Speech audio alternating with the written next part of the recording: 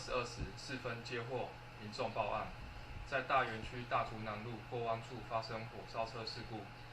警方立即前往现场管制及处理，令消防队于22时21分扑灭火势。事故致小客车疑似过弯未依规定减速，自撞速限杆，造成起火，致驾驶及乘客3人死亡。